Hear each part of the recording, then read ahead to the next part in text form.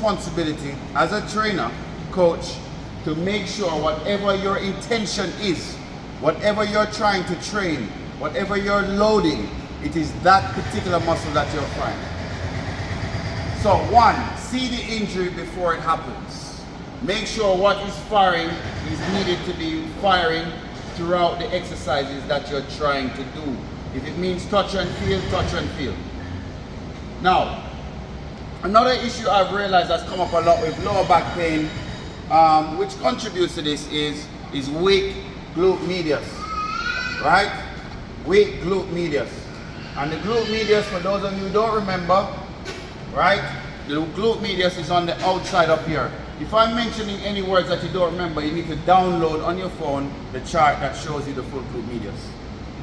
So glute medius is up here and is responsible predominantly for lateral movement, right? So the glute med pulls out the hip. So what we find is a lot of persons' glute medius is not firing, and they go down to do certain exercises, and then because the glute medius is not firing, they start to again compensate. So with lower back injuries, I say focus on first priming the glute medius. The clamshell is a good exercise for this, right? Most of the strongest persons in here have weak glute medius. Most of the biggest squatters inside this gym has weak glute medius. The next three I will go through is the McGill 3. Anybody heard of the McGill 3? Huh? I asked the question, anybody heard of the McGill 3? Yeah. Okay, who heard of it? Raise your hand so I know you thought. Can you give me one exercise in the McGill 3, please? The bird dog. So the McGill 3, Dr. Stuart McGill is he's a physiotherapist and a coach, and he came up with the McGill 3, which is 3 exercises. The first one was mentioned here, which is bird dog. Bird dog exercise is literally on hands and knees and you extend out. What muscles does that train or activate?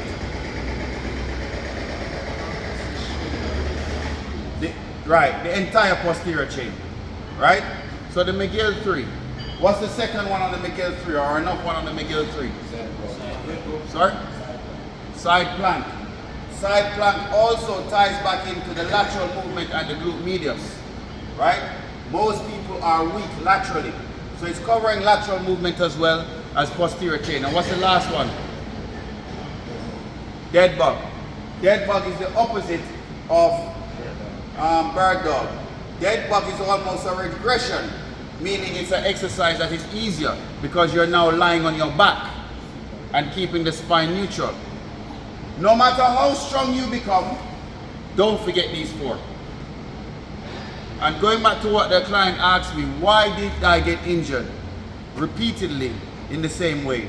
It comes back to these 4 things not being done. This is what's going to bulletproof any lower back.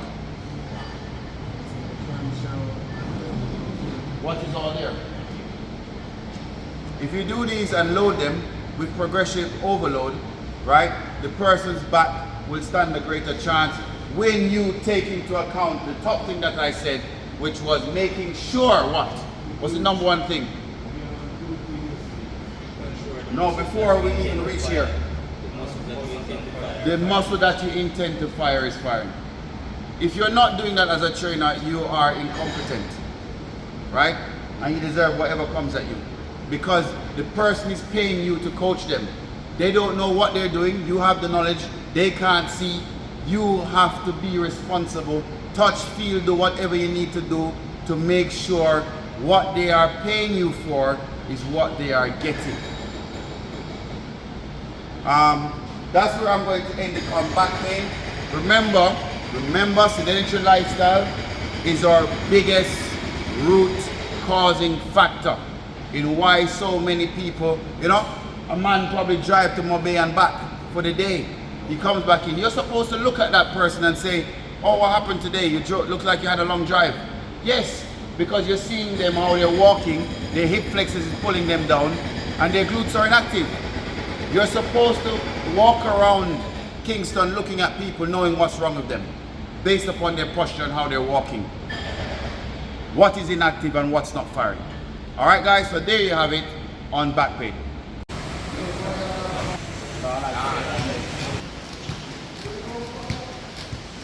All right, guys, so that's a meeting for us.